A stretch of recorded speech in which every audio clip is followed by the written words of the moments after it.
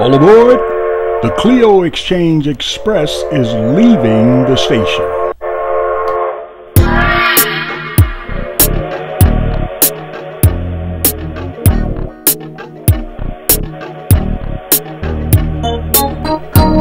Welcome to the Clio Exchange Express, a conversation about the past, present, and future. A lively discussion between friends, family, pundits, personalities, and potentates, if necessary, in order to teach and learn something new. So sit back, relax, and enjoy the hour. Let's go to the show already in progress.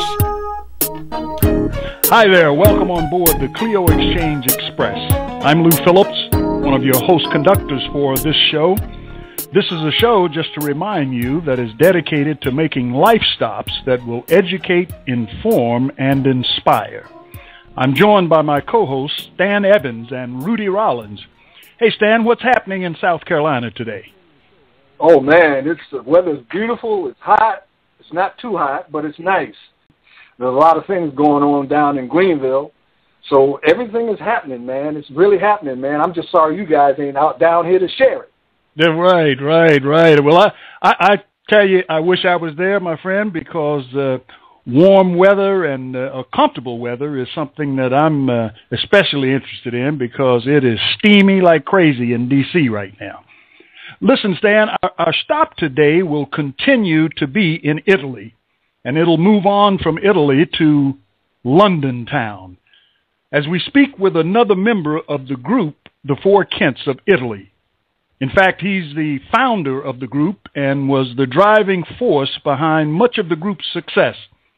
He's also one of our regular host conductors, but he chose to step into the spotlight today just so we might continue to build on the story about this group of African Americans who developed their musical chops in Italy.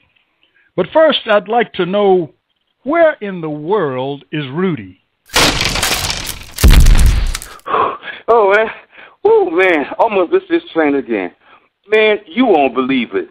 But my old lady thought that Clio was a girl. I have spent the last 5 minutes telling her it was a train.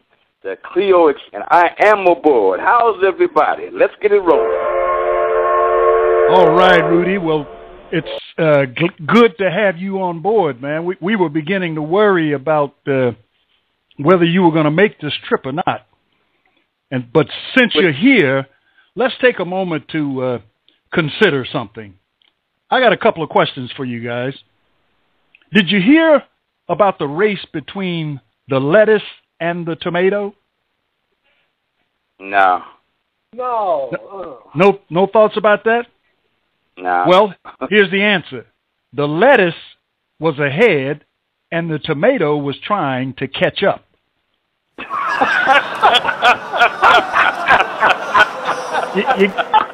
You like that? Yeah, that's a 10, man. That's a 10. Okay, all right. Well, in that case, I got one more for you, Rip. Call a boy who finally stood up to the bullies. What do you call a boy that finally stood up to the bullies?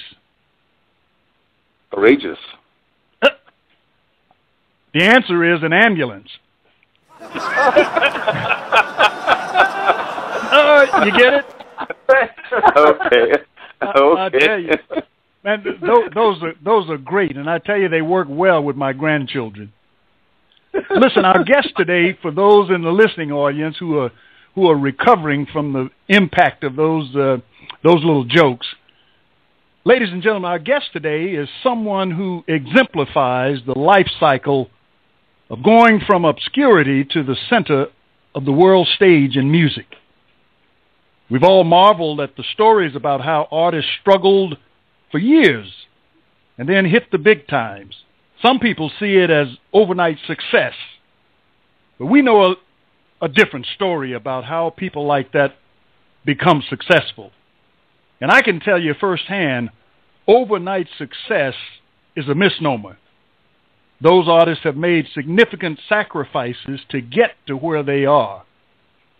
And our guest today is just such an artist. He got the music bug in his hometown of Atlanta, Georgia. cultivated it in churches in the city of Indianapolis, and launched into it with a passion in Italy. We're going to explore all of that and peek into the shadows where the private sufferings are often found. Ladies and gentlemen, welcome on board the Clio Exchange Express as a guest this time around, Mr. George Chandler. Hello, George. Hello, Phil. It's a pleasure to be here. Well, yeah, it's a man. delight. How you doing? I'm doing fine. I love the jokes, by the way. I said to myself that I'm going to come here with a funny joke. Are you ready for it? Yes, sir. Okay.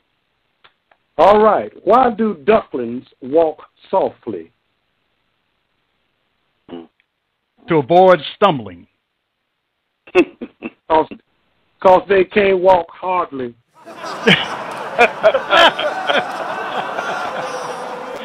Oh, that's good. That's good. And now you know the real reason why I became a singer and not a comedian. That's right. That's right. That's right. That's a strong English joke. It is. So, George, let's get started looking at your life back in the days of Atlanta, when you were a little kid growing up there. What are some of your fondest memories, musically speaking, about those teen years in Atlanta? Just to get right into the discussion, because it's been a while since we had a chance to talk now, and so we're interested in hearing that. Okay. Well, by the time I was about 12 years old, I started really listening to the radio. Little Richard, Chuck Berry, Flamingos, Moonglows, and the gospel groups especially, Soul Stirrers, Nightingales, Dixie Hummingbirds. And I became very interested in vocal group music. And then I went to a concert at the City Auditorium in Atlanta when I was 13 and saw Sam Cooke and the Soul Stirrers. And the next week, I formed my first group. The next week? The next week. I formed. I mean, we weren't any good. Mm-hmm. We weren't any good, but I knew I wanted to do what he was doing. I wanted to sing. Mm-hmm. Well, as a follow-up, what was it that inspired you to just want to go form a group? I guess you and the other fellows that were with you. Well, it was Sam Cooke's voice. We just thought that Sam Cooke was the greatest singer that we had ever heard, and we were both the same age. We started hearing Sam Cooke when we were about 12, and that's very formative. 12, 13, and 14, and we just wanted to be like him, and we formed a group, and it didn't work because we both wanted to be the lead singers. Right. I can imagine watching Sam Cooke. Yeah, and in that first group, the only people who could sing harmony was him and myself. The other two guys couldn't sing harmony. So that first group lasted about 2 months. Okay. And Stan, you got a question for George? Yeah, I wanted to know, George, when you was it mandatory? Because when you're in the South, a lot of people go to church all the time. Was that the case with you? Was that the case with you and your family? You told me that you directed choirs and stuff. That's what I wanted to talk about. Yeah. Well, when I was in Atlanta, when I was growing up in Atlanta, my family was a church-going family, and I had to go to church and Sunday school every Sunday. And first Sundays was an all-day one because you went to what they call Sunday school, 11 o'clock service, 3 o'clock afternoon service, and about 7 o'clock in the evening, they would have 6 o'clock, they would have evening service. So that was an all-day thing. But the thing about that, I liked it. I like going to church. I like reading the Bible, and that's where I got my second love after music, which is history. And so I really enjoyed going to church. A lot of kids my age, they used to hate going to church. Their parents used to make them, they used to hate it. But I never did. I always liked it. Okay, what did you do, basically, for a living? You know, what was your livelihood before you came into the military? Okay.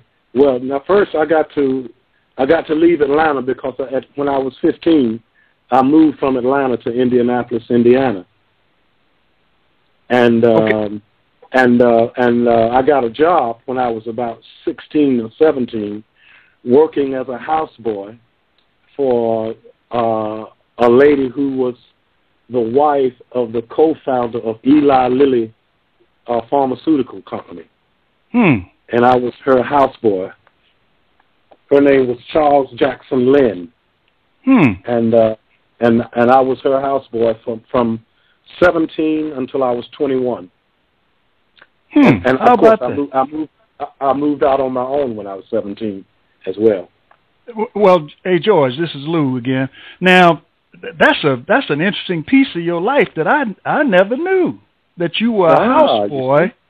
Yes, sir. That's the beautiful part about this whole kind of interchange between us, is that we really get the little nuggets about one's life. Yeah, tell me about working inside of the home, because these are some wealthy people. Yeah. Well, my job was like to, she had an elevator in the house, and I had to clean the brass using a product called Brasso. I know we'll forget it. I used to do the floors, the kitchen floor on weekends, because I used to work 2 hours a day.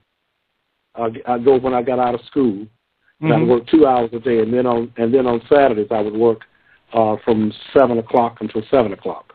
And I was her houseboy from 17 until I was 21. Had it not been for her, I don't know, I wouldn't have been able to survive financially.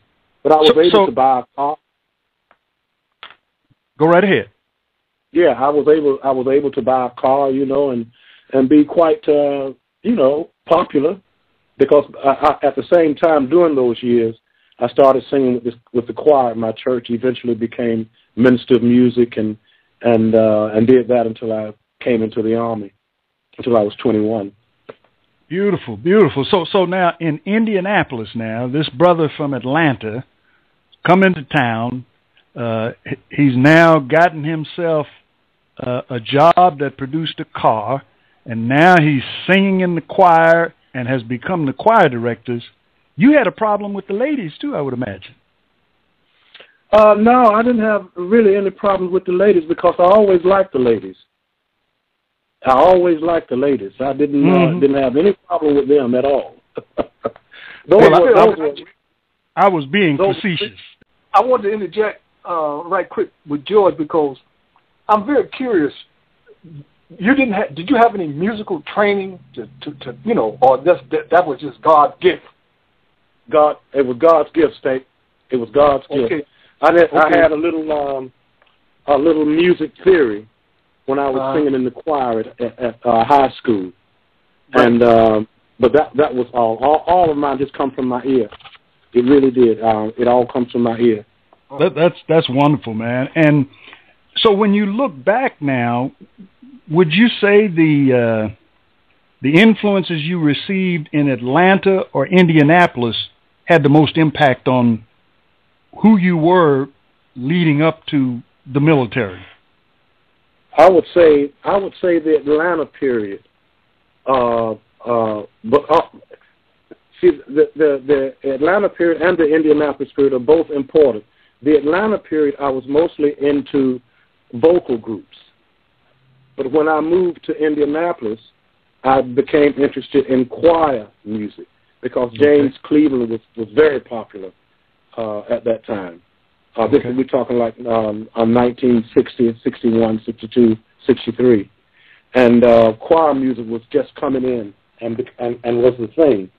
And so the experience that I had with the choir, teaching them harmony, the sopranos, the altos, and the tenors, that was very valuable to me as well. But so they both cities, I think, were equally important in my development. Okay, and So at this point, when you got the letter from Uncle Sam saying, congratulations, you've been selected, was that a relief? Or? That was the worst letter I ever got in my life, I thought at the time. Mm-hmm. I mean, listen, I had my own place.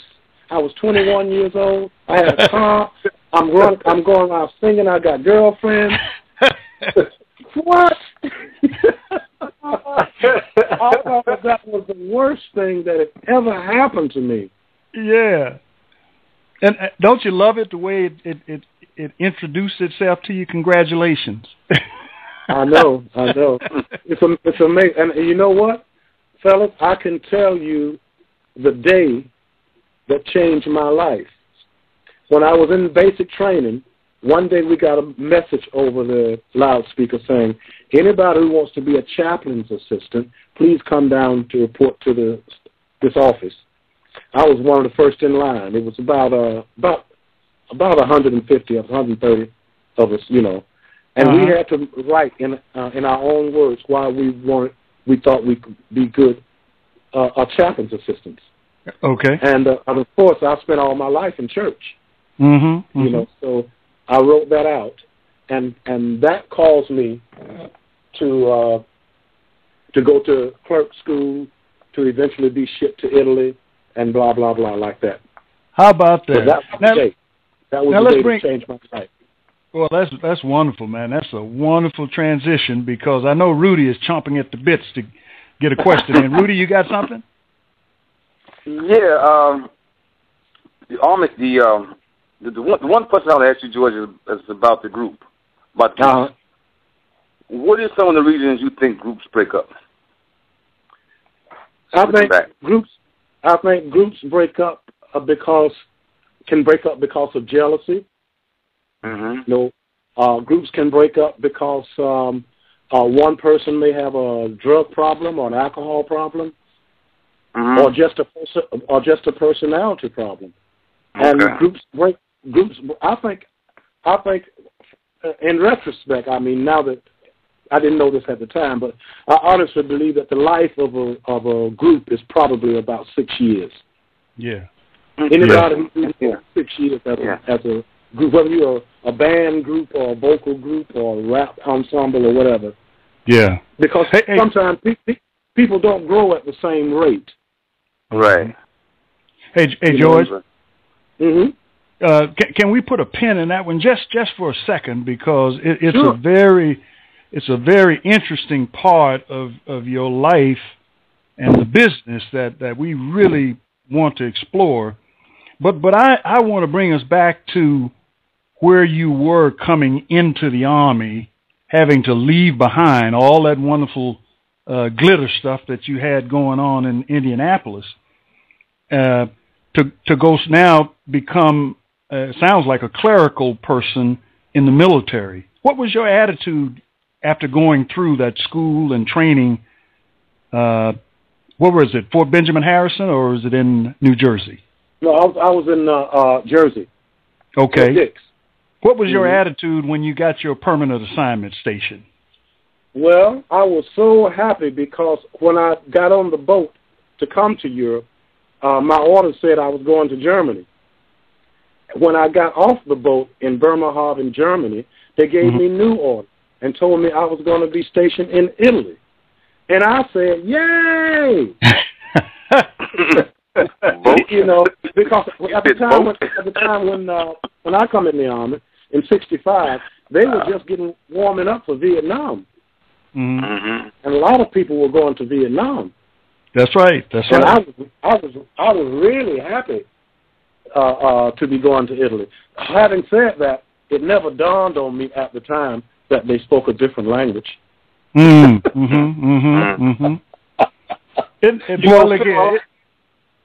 Phil, you know, I like to say, that's really odd, because when I was in Fort Dix and I did my training, I was in a class of 84 guys. 84. 82 went to Vietnam, and me and this other guy who joined, we went to Italy. So man, God bless me. I'm telling you, me too, because I was I was a draftee, you know, and sometimes they do what they want to with a draftee, you know. Yeah. And you know, go ahead, Rudy. I was just going to say, looking back and reflecting on that same subject, when I got drafted, everybody was drafting all branches, and I missed it just by being the odd guy. The guy came by and said, you, Marine Corps, and I was the in-between guy and got drafted into the Army. Wow. Yeah.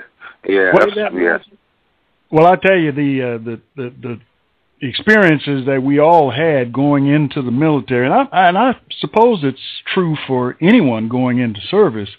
Ignorance is bliss, isn't it? Because you don't have a clue as to what you're up against, and as it played out for you, George, you ended up being in a place where you had really good control of your time. And so my question has to do with your assignment in the Army once you got to Italy, Vicenza. Did it provide you with an opportunity or a hindrance in your desire to formulate a group? Don't go away. We'll be right back after this stop on the Underground Railroad. Next stop, Princeton, Illinois, in the Owen Lovejoy House. An influential abolitionist by the name of Owen Lovejoy, a minister who opened his home to become a depot on the Underground Railroad. He also took his fight to Congress and argued fervently on behalf of slaves. It was widely known in Illinois that if your route to freedom carried you to Lovejoy's town, you would ride on the Lovejoy line. He never turned a slave away. The Owen Lovejoy House is located in Princeton, Illinois, and you can make appointments to see the home. This is Lou Phillips. Join us again next time on the Underground Railroad tour on the Clio Exchange Express. Well, my job was working in the message center. I went around to all the main offices, main divisions in headquarters company, and gave them. It's like email. I was an email. I used to take the messages, and so I had a really easy assignment in there. I mean, it was really easy. And after we formed the group, well, let me tell you just a little bit about when we formed the group. Can I tell you about that? Yeah, this is one I've never told anybody. That was a singer on the post, and I used to go see him sing every now and then. His name was Rudy, I think. Yeah, Rudy, with Rat Pack. And I used to go see him sing because that's what Rat Pack was in his band. Okay. Yeah, and Greg, the guitar player. Yeah, and I used to go see him sing, and I used to say, I can do better than that. I can do better than that. And that began to get my urge up, you know, to start singing, because I've been singing gospel up until then. You know, all my life I've been in gospel, and I said I can do that. And then, after I made that decision, everything just fell into place. I met Stan, and Stan was interested, and I said, well, we got to make sure we get the right guys. And then we waited, and I think the final guy was Rudy. That's beautiful. That's beautiful. Right. And George, when you look back on those years leading up to the formulation of the group, is there any one person who you can say helped you guys the most in getting you moving towards the next step? I don't know. I mean, we had a manager. We had a guy who was a so-called manager, but I think that the direction of the group, I think I was the leader of that. Okay. I was the leader of that, and I was lucky enough to have, you know, 4 other guys who believed in me. Okay. And who went along with it. Yeah, well, ain't no shame in being out front, you know. Yeah, but see, the thing about it is, I never meant for that to happen. It just happened. I never meant for that to happen. It just happened. You know. So your attitude about forming the group was, let's just get the best group we can get together. That's right, and the best people. Right. I always come back to that. I always get the best people, and I always liked the guys in the group. I love the guys in the group. Yeah. You know what I mean? I have never been in any group or had a music relationship in my life that I loved the people. You know, I love Four Tenths. It's as simple as that. You know? Yeah. I may have made more money with other conglomerations, but the Four Tenths had my heart. Yeah. And always will. Well, that's beautiful. That's beautiful, and that's a testimony that is sorely needed, not just by the group, but by those who are going to be listening to this, who may be trying to form groups. Is that there's a genuine love affair that occurs early on, because a lot of it is wrapped around the fact that you all had to get in the mud together, you know. And so Stan, moving it over to you. You got a question for George? Yeah, George. You know, I really wanted to ask you and Rudy and Boom, Charles Cannon. You know, how did you feel, Charles Cannon? I said, I've always wanted to ask George and Rudy and Charles Cannon, how did you feel the first time you heard a Four Tenths record played on the Italian radio? I think the word for me would be ecstatic. I think the words can't describe it. Yo, do, mondo, cosa, hey, Stan, I think before that, I think the thing that got me was when we first recorded the record, how they spliced it together, and then we were singing stuff. Man. I had no idea what we were singing. I think that was the memory I remember the most, man. I mean, that was. Phil, had no idea. When I got off that plane, George said, "Here's the song. We're gonna sing this." And we was in there. Seemed like forever, but it was a hit. You know. Yeah. It was a hit. It was over the top, man. You know. Yeah. But I remember that playing. He said, "Here, you gonna sing that?" Because I couldn't sing. I love that song, man. Yeah, that's great. Yeah, well, man. I can imagine that doing hearing the first recording, and I was back on the bass at the time that it started hitting the airwaves. Even after I had kind of left the group, it felt the same as if I was still part of it, because that feeling never really left me. And that leads me to another question, Joy. During the development of the Kents, did you have any concerns about any other developing groups in Italy at the time? Well, there was one other group in Italy, and we heard when they first started getting together, and we was a little worried because we had the whole thing, we had the whole show in our pocket, you know what I mean? Then they finally did a gig, and we went to the gig, and we said, we ain't got nothing to worry about here. hey, look here, George. I won't take that personally, okay? No, we was worried about y'all. We was worried about y'all until we heard y'all. Yeah.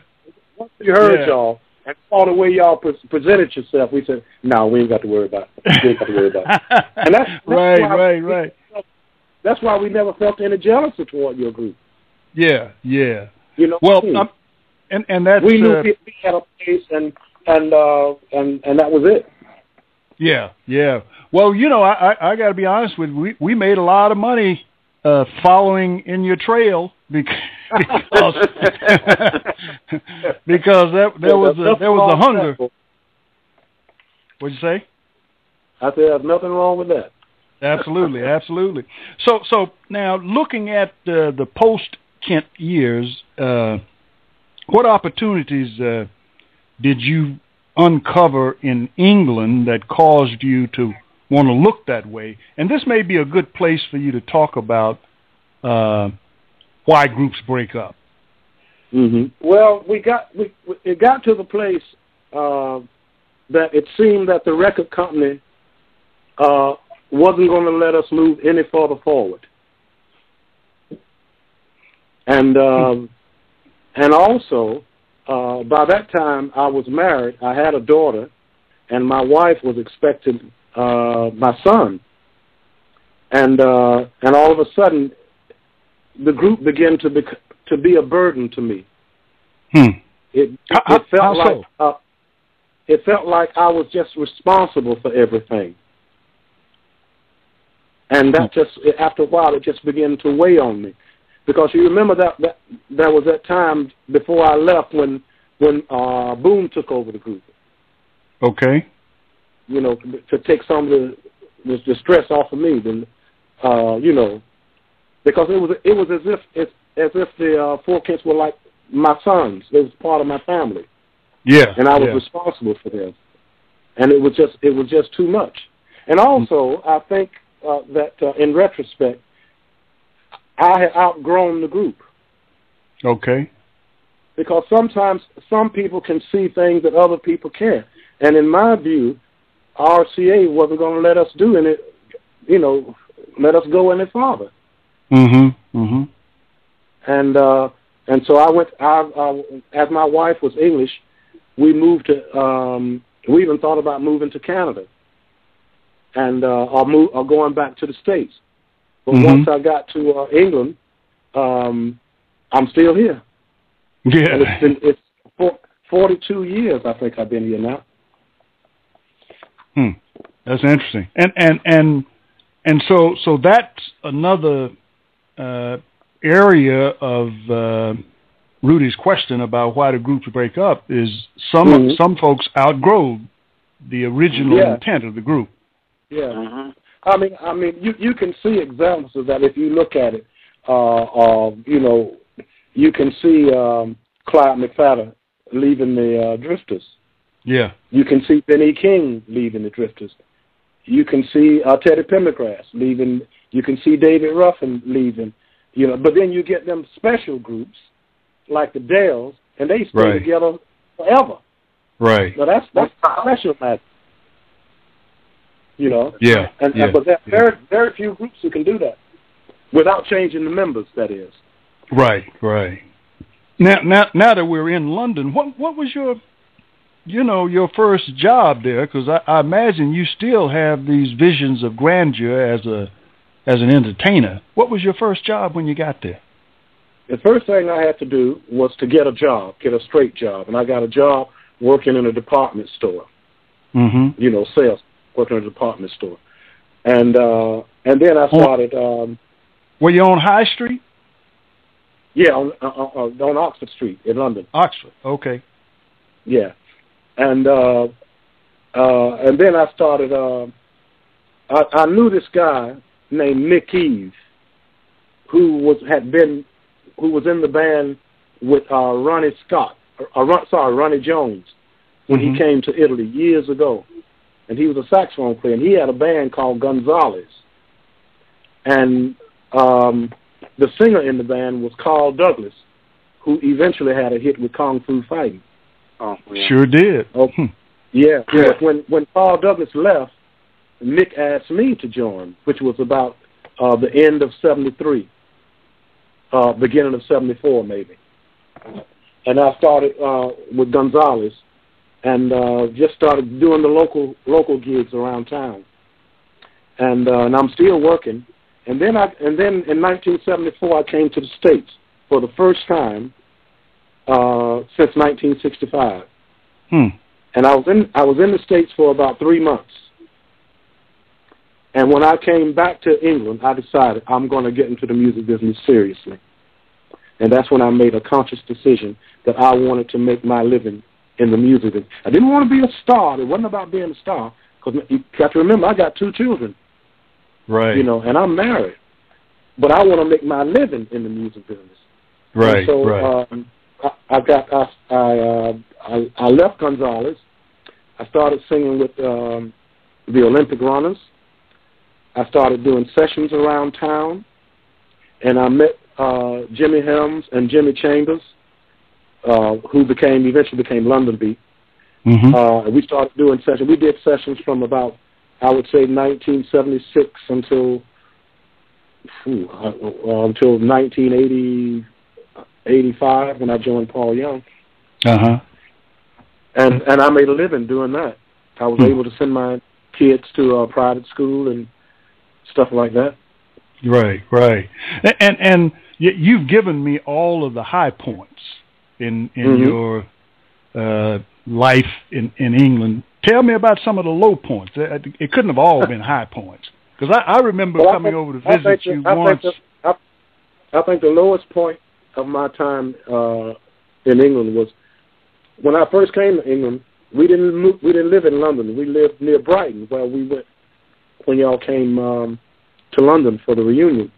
Lived about 12 miles outside of Brighton, and I would have to get on the train and come to London, for my job.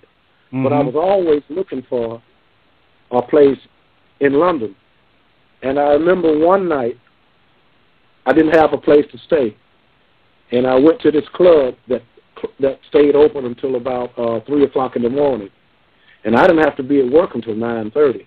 Mm-hmm. And so I left the club and went to the train station and slept in the train station until 9 o'clock, and then went on to work. That happened 2 nights. Those were the lowest I remember, because it's scary when the night comes and you ain't got no place to lay your head. That's scary, man. Yeah, that's a tough spot to be in, and I remember, when you first recounted that story to me, it was just chilling to think about it, And some folks think that they see all the glamour when the package has been put together, but there's a serious price that some people pay to get there. Mm-hmm. I think that the main thing that's very important is, and most people can't do that when they become successful, is remember who you were when you started. Don't be blinded by all the attention you get just because a man is taking your picture every time you go out. You go in the club and somebody's filming you, making you feel like you're important. Because as soon as your record falls out the chart, they ain't going to be filming you no more. They're going to film the next thing. Right. So whatever you do, don't play the press game. If your picture in the paper all the time, Rihanna is one, it's a whole gang of them out there. Yeah. That'll run you crazy. That will run you crazy eventually, playing the press game. You're right. And you don't have to do it. You don't have to do it to be successful. You really don't. Yeah. Well, go right ahead, Rudy. I was going to ask him a question, man. Looking back over your career, what would you have done different? My whole career, my whole life has been learning. Just when you think you know everything, you learn something different. I think everything that's happening, I wouldn't change nothing.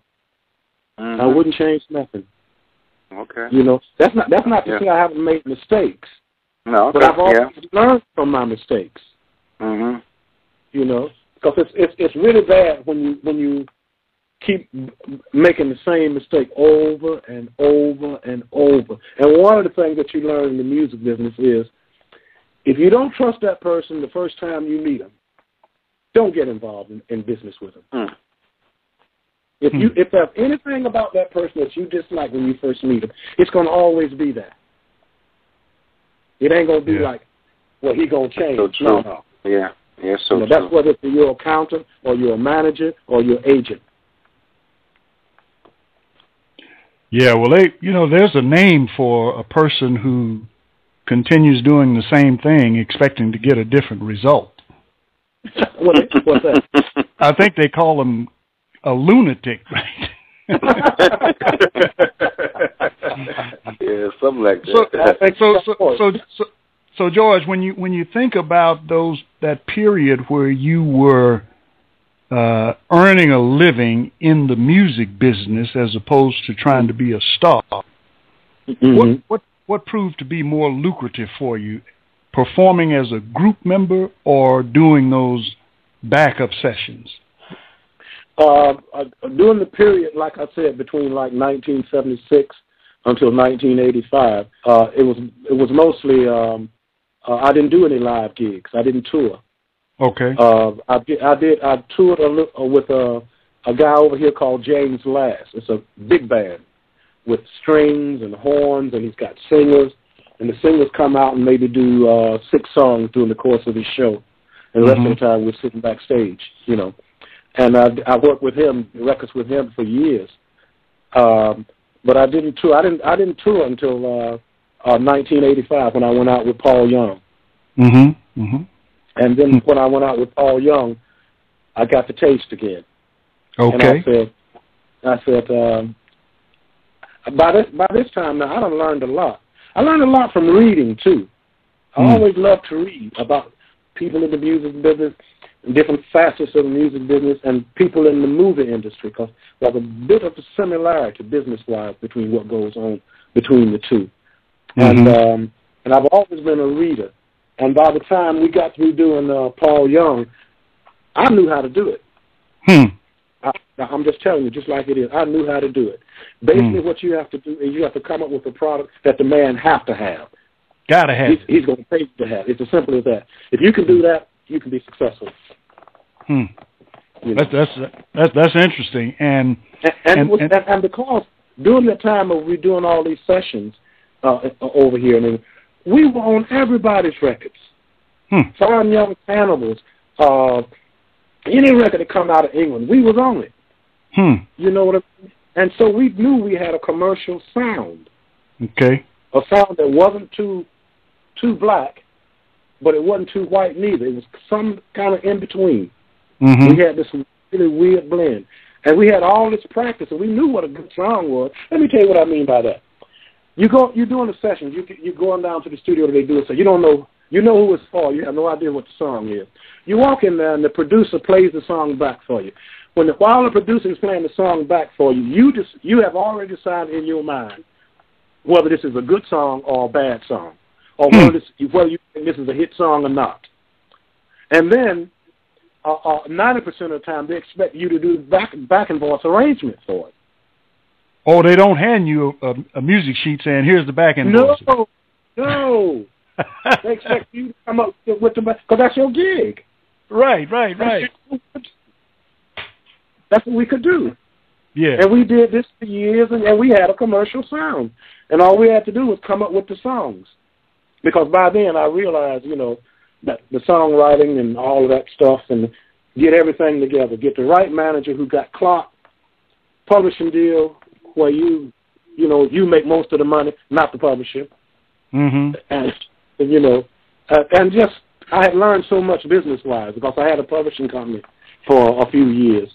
Didn't make no money as such, but there you go. You try a little bit of this. I even produced a couple of records, but I ain't no producer. I'm not a producer now. But you learned a lot. Oh, I learned so much. But now, what I have learned has no value today. The way the music business works now is going on now. The business end. You mean the application of what you learned then wouldn't work now? I really don't think it would. I think there are new rules, and you have to play the game according to the rules. And I think the rules in 2014 are totally different from the rules were back in 1990, 1980, when London. I agree with you. I agree wholeheartedly.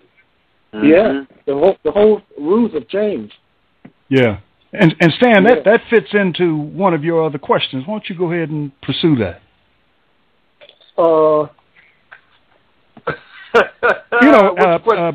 Having to do with George, the industry of today.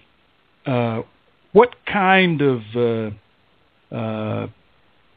male group performance would work?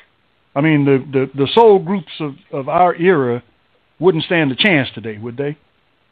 Well, if you ask me, and if you look at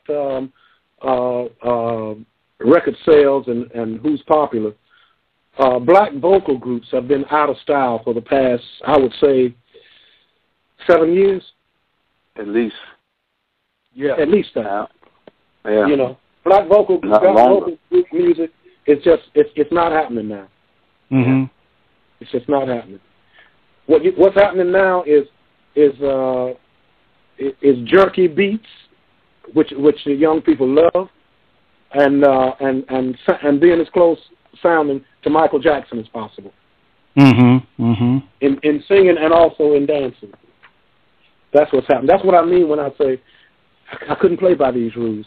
Last night I was watching BET Awards 2014, and I think there was maybe 2 acts on it that I really enjoyed. The rest of them they didn't mean, and that's because I'm not saying these acts are bad. Right. What I'm trying to say how the music industry has changed and how taste has changed. And if you look back on us, we went through those changes as well. We had doo-wop, but then doo-wop, people got tired of doo-wop. We went to soul. Got tired of soul. Then we went to self-contained bands. Remember self-contained bands, Commodores, Earth, Wind and Fire, right. All those self-contained bands, you know what I mean? So things change, and right now they're in the latest change. And I'm finding it all very, not for me, shall I say. Gotcha. That's to be expected, though. Yeah, absolutely. Yeah. I mean, things would. If they remain the same, it would be boring as all get out, right? That's right. So Rudy, your third question might fit in right here. Why don't you lay that out there for Joy? Yeah, I was going to ask you, man, what are your thoughts on group reunions? Well, I think that the Four Kents, we've been having reunions. I think since about 1998, something like that. And you know why we do it? We do it because we love each other. Right. And that's the only reason to have a reunion. Mm-hmm. Yeah. You know, that's the only reason. Now, whether or not those groups can do that, well, look at the Impressions when they went into the Hall of Fame. They wouldn't all sit at the same table. Yeah. You know, they would even sit at the same table. So animosity and hatred and all that kind of stuff. Yeah, I think the only one to do it. That's what was probably the Temps when the Temps tried it. They did a pretty good job, though. That was all right. Mm-hmm. I thought that was. Mm-hmm. Well, the Temps was probably, as you're looking back, just as a sideline, they were probably the rare. I mean, they reinvented themselves for 30 years, man, and never missed a beat, which is unusual because most groups, once you leave the top guy or top 2 guys, that's it. That's right. But the Temps having to reinvent themselves, man. That was. That's right. Well, I would think that the competitive spirit or the spirit of wanting to be creative never really leaves a person, but at some point in their aging, the technical skills to be effective, it has to diminish, don't you think, George? I think that if you, for example, if I were to write a song today, it's going to sound like a song from my era, because that's where I'm from. I can't write a song now for this audience who's buying records now. I don't feel that music. I don't feel those rhymes. I don't feel the subject matter that they're talking about. Mainly, yeah. You know what I'm saying? So you have your moment in time. Tom Bell had his moment in time. Burt Bacharach has his moment in time. The boy with the Temptation, Barrett Strong and Whitfield, they had their moment. Holland Dozier Holland had their moment. You have that moment for a while, but you don't have it from now on. Because time, as we said before, times change. And music, in retrospect, seems to kind of change probably about every 7 or 8 years. Something new in the music comes in. Yeah. Listen, we got about 10 minutes left. Now. Yeah, you're right, Stan. It is in the midst of changing once again, and it probably changes much more frequently now than it did in the past. Yeah. But also I think that when you're young and it's your time, you don't notice the change. Change is something that you can notice better in retrospect. That's right. And because sometimes when you're in the midst of the change, you don't even notice it. Yeah. No, that's right. So Yeah. you don't really notice it. Yeah. I mean, when Charles Stepney started doing those what were later to be called disco string arrangements, he was doing that back in 1967 with the Dells. There He Is and Wear It on Your Face. Those beautiful strings. Right. Later on, in the 70s, those strings were picked up and became disco. Every disco record had the swirling strings. That's right. But I give Charles Stepney the credit for that. That was the first time I heard it. Yeah. Right. Well, listen, George, we're winding down now, and I just kind of want to get a final question from Stan and Rudy before we hear your wrap-up. So, Stan, you got another question? Yeah, George. Hey, man, I wanted to ask you, man, I always wanted to ask you this as well. What was it like to receive your first gold record, man? Oh, that was something else, man. That was something else. Swear. Oh, man. I went to your house and see the accolades on the wall, man. I said, he did it. The guy did it. Yeah. What was the gold? What was the gold record for? Well, a gold record was for I've Been Thinking About You. And I've Been Thinking About You was number one. Not a lot of people know this, but I've Been Thinking About You was number one in 18 countries. Wow. Yeah. You still hear? Hey, George, you still hear? George, you still hearing the cash? You still hearing the cash register ring on that one? I've been living off of it since 1992. Wow. Because I ain't rich. You know what I mean? I ain't trying to be rich. All I want to do is be able to pay my bills. Have a car and have satellite television. That's all I've ever wanted.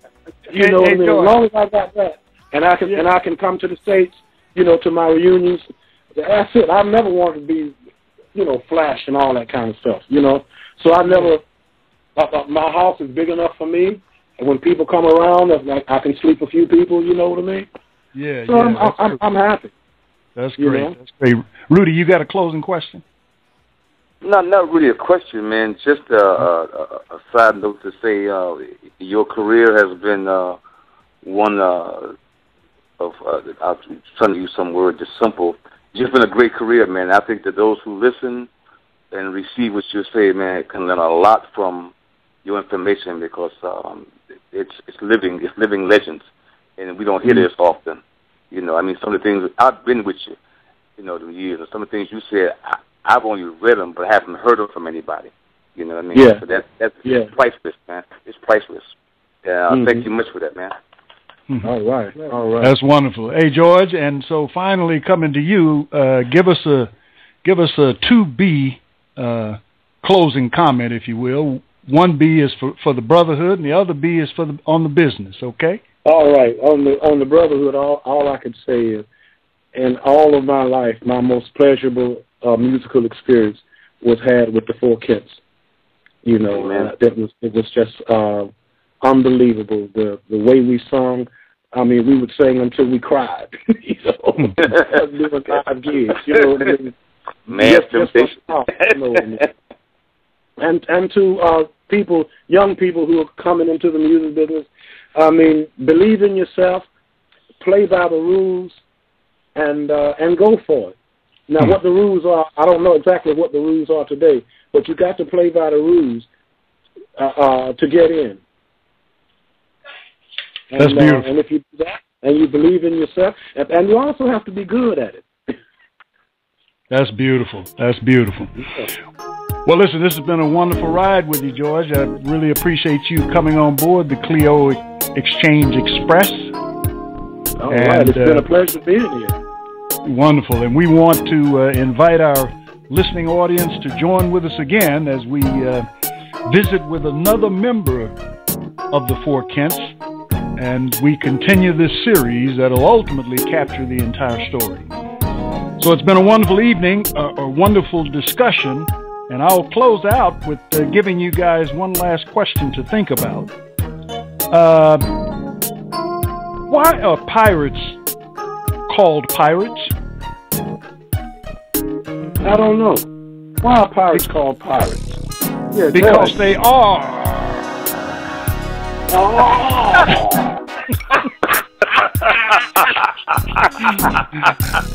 Okay, guys.